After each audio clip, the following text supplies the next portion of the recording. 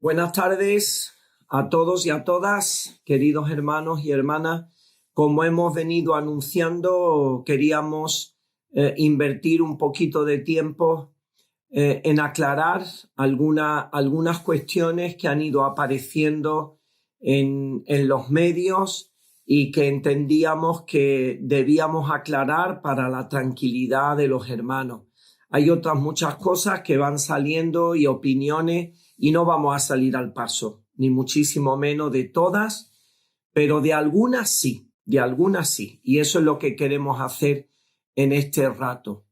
La primera tiene que ver con una crítica que apareció hace un par de días en relación al cierre de los locales por parte de las iglesias. Han habido personas que han criticado el hecho de que la iglesia cerrara los locales y que dejaran de tener las reuniones presenciales. Algunos han llegado a decir en este sentido que se ha hecho por miedo, que se ha hecho por falta de fe, que se ha hecho quitándole la corona a Jesús para ponérsela a un virus. Como sabéis, este virus entre otros nombres recibe el de coronavirus. Entonces algunos están diciendo que el cierre de las iglesias manifiesta miedo, un miedo que no corresponde a los hijos de Dios y que ponen en entredicho la valentía, el arrojo de los creyentes. Ellos han dicho que, bueno, que mientras el gobierno no obligara al cierre, que fuera algo realmente obligatorio por parte del gobierno, ellos no lo iban a cerrar porque no querían que esa decisión estuviera en el tejado, por decirlo de alguna manera, de los ancianos, de los pastores, sino que si el gobierno quería obligar, que obligara, pero que ellos no iban a tomar esa decisión. En este sentido, la crítica es que hemos cedido y nos hemos rendido ante el gobierno o ante los gobiernos. Y ante esto nosotros queríamos hacer algunas aclaraciones. La primera, añado. Estas personas añadían el argumento de que la iglesia, cuando el Imperio Romano, en los primeros años de la iglesia primitiva, pues los creyentes terminaron en los circos romanos, siendo devorados por los leones, y que de alguna manera esa es la actitud que nosotros teníamos que tener, ¿no? Una actitud de valentía como la que tuvieron nuestros hermanos en los primeros años. Entonces, la primera aclaración en cuanto a esto es que las circunstancias de la iglesia en la Roma de los primeros siglos, de los primeros años de la iglesia primitiva, no son las mismas circunstancias que la iglesia de hoy día. Las circunstancias que estamos viviendo nosotros, ni muchísimo menos son esas circunstancias. La iglesia no está siendo amenazada de manera directa por los gobiernos. Nosotros no estamos siendo amenazados de manera directa, de manera que nos tengamos que esconder o que tengamos que sufrir unas consecuencias especiales. Lo que está amenazando a toda la población en general, y no solamente a la iglesia, a los cristianos, es una enfermedad que puede ser y que es realmente, aún al día de hoy, en muchísimos casos muy letal. Así que las circunstancias son totalmente distintas. Así que el hecho de cerrar los locales de la iglesia no es una reacción de miedo o de cobardía o de falta de fe o de ceder ante el gobierno, ante la amenaza del Estado, sino que es una actitud precisamente de prudencia, de responsabilidad frente a una amenaza que puede traer realmente la muerte, ¿no? Si no se toman las medidas oportunas. Y ya parece que está demostrado que cuando la población se aísla, la extensión del virus pues disminuye. Entonces las circunstancias no son las mismas. Yo preguntaría a estos hermanos que han criticado esta medida en cuanto al cierre de las iglesias, ¿qué piensan de esos miles de cristianos que por su fe deben estar escondidos para no ser asesinados o para no ser maltratados o despedidos de sus trabajos o desterrados de sus pueblos? ¿También eso les parecería mal? Nosotros oramos por esos hermanos, por la iglesia perseguida, pero no les criticamos por estar viviendo su fe en la clandestinidad. O sea que en primer lugar, ni las circunstancias son las mismas de los cristianos en los primeros años, pero también hoy día hay hermanos que están siendo perseguidos. Esos sí están siendo perseguidos por su fe, pero a nosotros ni siquiera se nos ocurriría criticarles por ser iglesia perseguida y escondida o subterránea, como se les llama en algunos lugares. Ellos están escondidos por su fe y no como nosotros. Nosotros no estamos escondidos. Nosotros no tenemos miedo, no somos cobardes, porque no estamos siendo perseguidos por el gobierno. De hecho, en estos días, cientos de iglesias están colgando en las redes sociales que son públicas sus mensajes y reuniones completas. Así que no estamos escondidos. Así que no se nos acuse de escondernos o de tener falta de fe. La decisión de cerrar los locales ni es falta de fe, ni es falta de compromiso con el Señor, ni con la voluntad del Señor. No nos podemos confundir. Tenemos que pedirle al Señor discernimiento espiritual, que es la capacidad para hacer diferencia entre dos cosas que en un momento dado podrían parecer iguales, pero que no lo son. Y ahora más que nunca necesitamos discernimiento para saber cómo actuar en estas circunstancias tan difíciles para nuestro país, para Europa y para el mundo entero. Así que, lejos de demostrar falta de fe o falta de compromiso al Señor o falta de amor a la iglesia, o pensar que tenemos una fe y un compromiso muy débil, nosotros ahora es el momento de demostrar, por el contrario, que sí que somos sal y que somos luz para los más cercanos, ya sean familiares cristianos o no cristianos, vecinos, compañeros de trabajo o personas que están a nuestro alrededor. Este es el momento de ofrecerles ayuda en lo que nosotros podamos, ayudar con los niños, aquellos que tienen problemas por cuidar a sus hijos, ayudar a vecinos mayores con las compras, porque ellos no pueden salir de casa. Eso sí, siempre siguiendo las instrucciones de las autoridades sanitarias.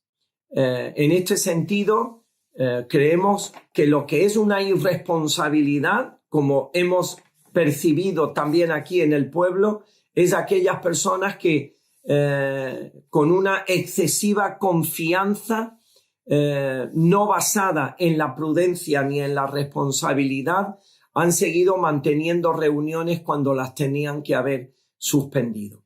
En este sentido, tenemos que insistir en el respeto a las autoridades sanitarias, a las instituciones también cristianas a las que estamos vinculados y que han recomendado el cierre de los locales. El hecho de cerrar los locales no es ni falta de fe, ni cobardía, ni falta de compromiso con el Señor, sino lo que hacemos es obedecer la palabra de Dios cuando nos pide que cerremos los locales de todo tipo, religioso, cultural, social, para evitar precisamente la expansión de una epidemia que podría ser muy dañina para muchísimas personas. El Señor nos pide que les obedezcamos, que nos sujetemos a las autoridades, que les respetemos. Ellos son los que tienen la información y ellos son los que nos dan las instrucciones precisas y más adecuadas para frenar el avance del coronavirus.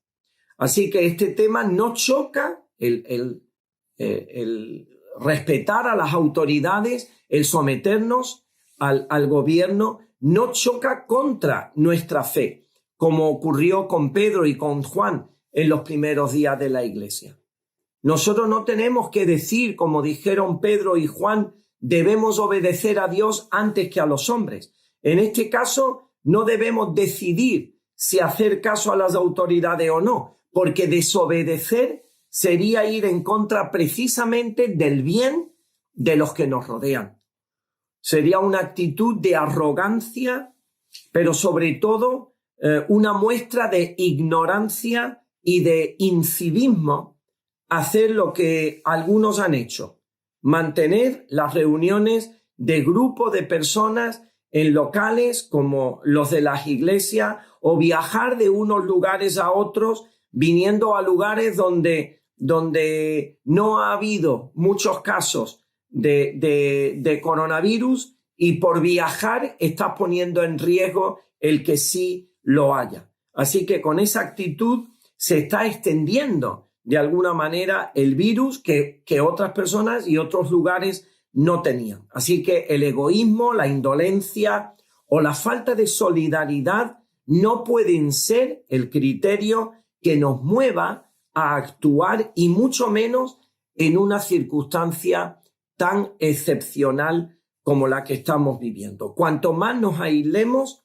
más se frenará el avance y como pueblo de Dios tenemos que dar ejemplo precisamente de eso. Así que nadie critique, que nadie condene la conciencia ni la decisión de las iglesias. Como hemos dicho, lo que se cierra es el local, no la iglesia.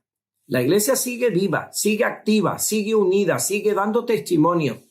La iglesia sigue adorando a Dios, sigue orando como pueblo de Dios al Señor que nos oye. La iglesia sigue dando testimonio. Así que en este sentido podemos estar totalmente tranquilos. La segunda cosa que queremos aclarar, porque entendemos que esto sí que también podría ser de mucha tristeza para hermanos y hermanas y amigos también, es la interpretación que creemos errónea del Salmo 91. En este sentido, queremos recomendar un artículo escrito por nuestro hermano y amigo psiquiatra Pablo Martínez, basado en el Salmo 91 y que podéis encontrar a través de Google, lo podéis encontrar en Internet. Ese artículo sí que lo recomendamos.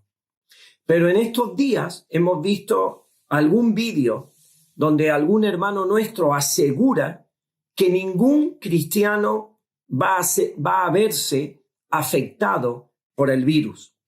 Y esta idea la basan en una falsa interpretación, en una incorrecta interpretación del Salmo 91, donde dice en el versículo, bueno, hay varios versículos que podríamos leer, después haremos referencia a alguno más, pero sobre todo el versículo 10, donde dice, no te sobrevendrá mal, ni plaga tocará tu morada. En relación a esta interpretación, debemos decir que el autor de este salmo está compartiendo una experiencia personal que para él fue real, pero en ningún momento creemos que él esté dando una promesa del Señor que sea de aplicación general y que sea de aplicación en todos los tiempos. Nosotros no podemos confundir la experiencia de un escritor concreto en un momento dado concreto de su historia personal y de la historia, aunque sea un autor bíblico, y aplicarlo a la iglesia en todos los tiempos y pensar que esa experiencia el Espíritu la ha dado para que sea aplicada como una promesa y como una realidad que se va a cumplir 100% a la iglesia en todos los tiempos. El Señor ciertamente ha prometido guardarnos del mal y del malo. y lo hará. Con toda seguridad, lo hará. El Señor ha prometido estar con nosotros todos los días hasta el fin del mundo, como vemos en Mateo 28:20, y lo cumplirá. Con toda seguridad, lo cumplirá. El Señor ha prometido que en medio de las tribulaciones nos dará paz, como vemos en Juan 16:33, y lo hará una realidad. El Señor ha anunciado que no nos extrañemos de la prueba que nos puede asaltar en cualquier momento, como vemos en 1 de Pedro 4:12, porque al final nos gozaremos en Él, y el Señor esto lo va a cumplir. El Señor nunca ha prometido, sin embargo, librarnos de la prueba, librarnos de las dificultades, librarnos de la tribulación. Lo que ha prometido es librarnos mientras pasamos por ellas. Eso sí que es una promesa general para todos los tiempos. No librarnos de la prueba, pero sí librarnos, ayudarnos, consolarnos y que podamos estar confiados en medio de la prueba. Ahora volvamos un momento al Salmo 91. Si lo que vemos en este Salmo fuera una promesa de aplicación general, entonces la palabra se estaría contradiciendo a sí misma. Es más, la palabra habría fallado en muchísimas ocasiones. Os recuerdo un caso que yo he repetido muchas veces porque a mí me emociona, y es la historia de los 5 misioneros que fueron a la zona del Ecuador, donde vivían tribus que eran tribus muy primitivas en una zona especial de Ecuador. Pues esos hermanos fueron a predicar el evangelio a esas tribus de los Aucas en la zona del río Curaray.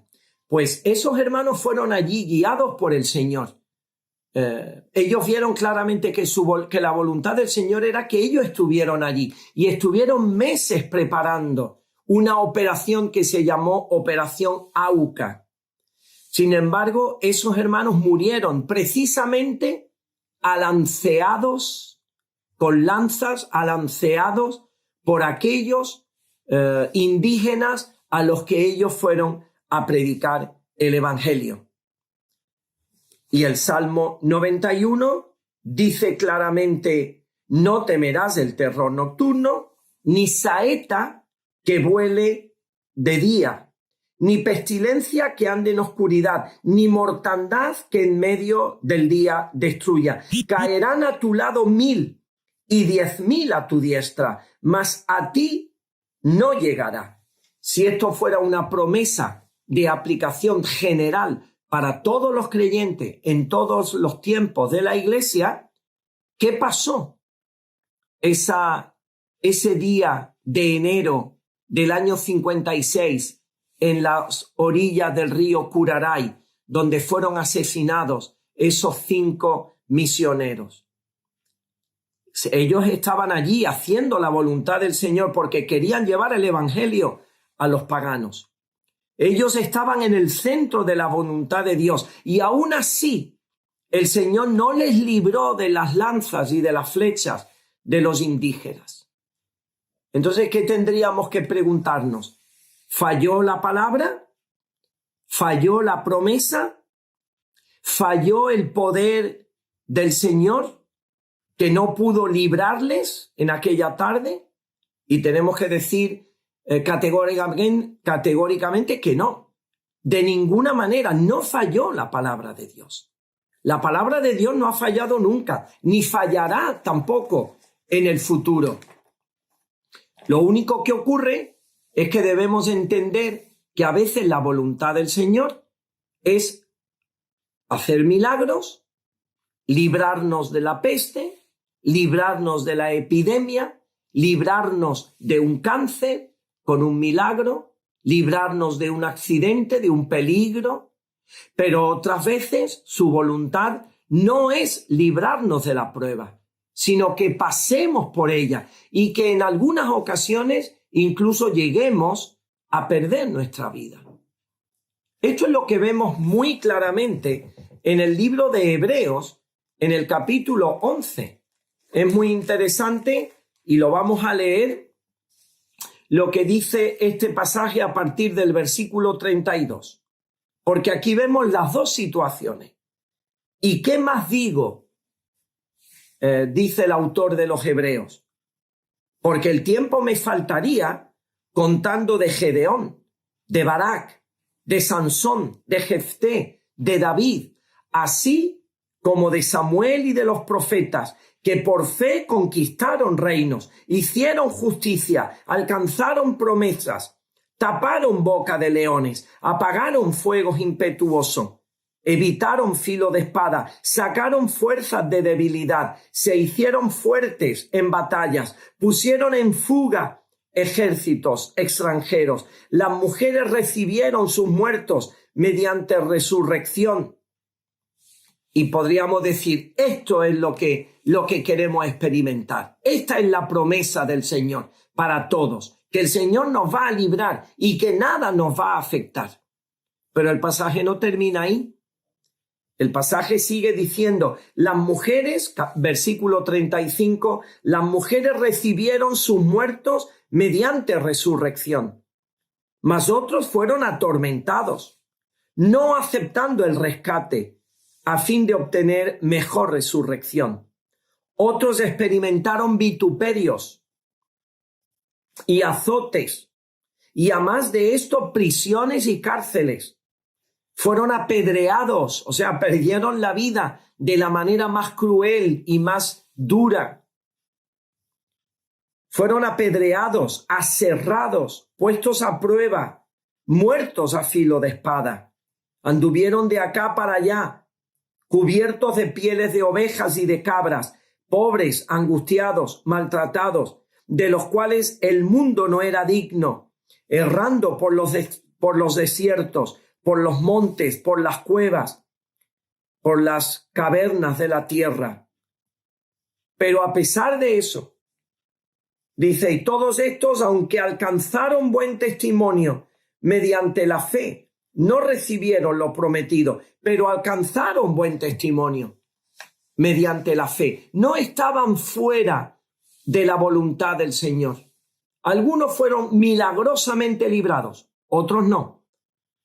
Y los que no fueron librados no perecieron porque fueran cobardes o por falta de fe o porque su confianza no fuera fuerte o porque su compromiso con el Señor fuera débil, sino precisamente, esto se dice en un capítulo donde se destaca la fe de todas las personas que aparecen ahí. Así que si le aplicáramos a este segundo grupo la falsa interpretación que algunos hacen del Salmo 91, no podríamos explicar por qué no se cumplió la palabra de Dios en ellos. Y ahora mi pregunta, ¿puede el Señor librarnos del coronavirus? Pues claro que puede. Seguro que Él puede librarnos. Pero quizás sus planes no sea librarnos.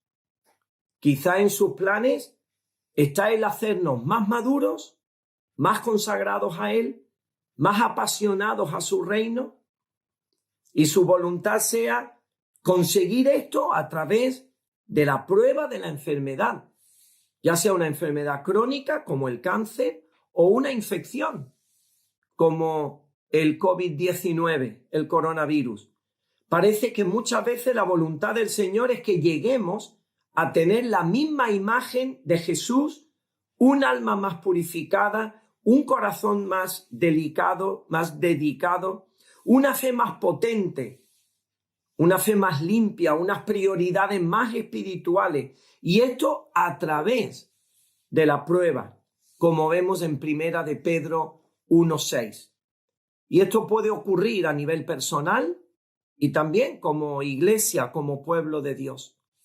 Y si ocurrió con el Señor, si ocurrió con el Jesús, que a través del padecimiento, como dice Hebreos capítulo 2 y versículo 9, a causa del padecimiento fue coronado de gloria y de honra, ¿queremos nosotros ser librados de la prueba? y menos a través de una interpretación errónea de las Escrituras. El Señor no fue librado de la prueba, a pesar de que era el Hijo de Dios, como vemos en Hebreos 2, 9 y 10. Así que la Escritura nos enseña que el cristiano puede sufrir pruebas en su vida, puede quedar infectado por un virus que puede llegar a ser letal y puede que pierda la vida. Y esto no quiere decir que el Señor haya perdido su poder o que nosotros estemos fuera de la voluntad del Señor. Esto lo que quiere decir es que el Señor quiere conseguir que lleguemos a mayores cotas y alturas de santidad, de madurez, de consagración, a través de los medios que Él tenga dispuestos para nosotros. Por tanto, cuidado con cómo interpretamos el Salmo 91 y otros versículos, sacándolos de su contexto de toda la Escritura y del sentir general de toda la Escritura, que es precisamente el hecho de que los cristianos sufrirán problemas, pruebas, dificultades, para así que su fe sea purificada. El Señor no nos ha prometido en ningún lugar que Él nos va a librar de las pruebas. Lo que sí nos ha prometido, como decía antes, es que ninguna de ellas nos va a impedir llegar a la gloriosa meta que Él ha propuesto para nosotros. Ninguna nos va a separar de su amor. Ninguna nos va a impedir que se cumplan los gloriosos planes que el Señor tiene para nosotros. Esto lo deja Pablo claro en un pasaje que en estos días más que nunca deberá ser objeto de la meditación de los creyentes en nuestra iglesia y en todas las iglesias. ¿Quién podrá separarnos del amor de Cristo? ¿Las tribulaciones, las angustias, la persecución, el hambre, la desnudez, los peligros, la espada? Como dice la Escritura, por tu causa somos entregados continuamente a la muerte. Se nos considera como a ovejas destinadas al matadero. Pero en todo esto obtenemos una amplia victoria gracias a aquel que nos amó. Porque tengo la certeza, decía Pablo, tengo la certeza de que ni la muerte ni la vida, ni los ángeles, ni los principados, ni lo presente, ni lo futuro, ni los poderes espirituales, ni lo alto, ni lo profundo, ni ninguna otra cosa creada podrá separarnos jamás del amor de Dios manifestado en Cristo Jesús, nuestro Señor. Estos sí que son promesas aplicables a todos los creyentes en cualquier momento de la historia de la Iglesia. Y permitidme unos pocos minutos ya antes de terminar. Me gustaría lanzaros una especie de reto. ¿Qué ventaja tiene esta época? ¿Qué ventaja tiene las circunstancias que estamos viviendo de confinamiento en nuestras casas? Pues mira, yo estaba pensando en estos días en una frase que leí ya hace tiempo y que anoté en mi Biblia. La frase dice, en la intimidad es donde realmente demostramos lo que somos. Repito, en la intimidad es donde realmente demostramos lo que somos. Así que no debemos temer que en este tiempo no podamos tener los locales abiertos, porque ahora podremos adorar a Dios en la intimidad. Podremos orar, podremos tener comunión con los nuestros, con nuestra familia cercana. La verdad es que la tecnología nos está permitiendo conectarnos a través de Zoom o del WhatsApp con mucha gente. Pero yo creo que tampoco debemos desaprovechar la oportunidad para vivir en la intimidad de nuestra familia, allí donde nadie nos ve, allí donde no vamos a tener tentación ninguna de aparentar delante de nadie. Aparte de otras muchas que podríamos mencionar, a mí me parece que esta es una ventaja que tendríamos que aprovechar. Vivir en la intimidad con sosiego y con serenidad, una comunión y una relación con el Señor muy estrecha. Ahora tenemos la bendita oportunidad de demostrar nuestra fe y nuestro compromiso con el Señor en la intimidad. Y ahora podemos también manifestar nuestro sincero compromiso de buscar el rostro del Señor, en un deseo de orar, de meditar su palabra, incluso hasta de guardar nuestra ofrenda para cuando llegue el momento de poderla dejar en la iglesia. Yo creo que en este sentido, este también podría ser un buen momento de la verdad, para ver qué hacemos en nuestra intimidad. Ahora vamos a tener muchas horas para estar solos, sin tener que estar con nadie. Pues ahora vamos a tener esa oportunidad de demostrar qué es lo que somos en la intimidad. Porque lo que somos realmente en la intimidad, eso es lo que somos de verdad.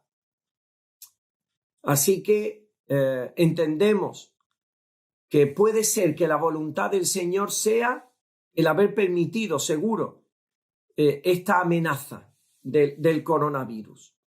Pero nos animamos los unos a los otros a aprovechar este tiempo para preguntarnos qué quiere el Señor de ti en este momento tan especial. ¿Qué quiere el Señor que aprendamos todos? ¿A qué reflexión el Señor te quiere llevar en estos días? Quizá al arrepentimiento, quizá a tomarnos más en serio nuestras prioridades, a valorar qué es lo que es más importante para nosotros, qué visión nueva de la naturaleza, de la gloria, de la persona de Dios tenemos que asumir, de las que tenemos que aprender. ¿A qué nuevo reto el Señor nos puede estar llevando en estos días? Para cuando este confinamiento termine, pues tener las ideas claras en cuanto a qué línea de vida el Señor nos llama a seguir. Aprovechemos este tiempo, busquemos el sosiego, la tranquilidad, la intimidad. Intentemos no estar todo el día tampoco recibiendo mensajes, enviando mensajes y distrayéndonos quizás más de la cuenta en un momento en el que lo ideal sería poder estar más en comunión con el Señor y en una actitud de reverencia y de piedad, como también decíamos ayer. Bueno, que el Señor nos bendiga a todos y esperamos que estas aclaraciones pues nos sirvan para que nadie venga a crearnos una mala conciencia y que nadie venga a crearnos problemas donde ni siquiera la misma palabra de Dios nos lo plantea. Así que el Señor nos bendiga mucho y bueno, nos vemos dentro de un rato para orar juntos, ¿vale? Venga, ánimo.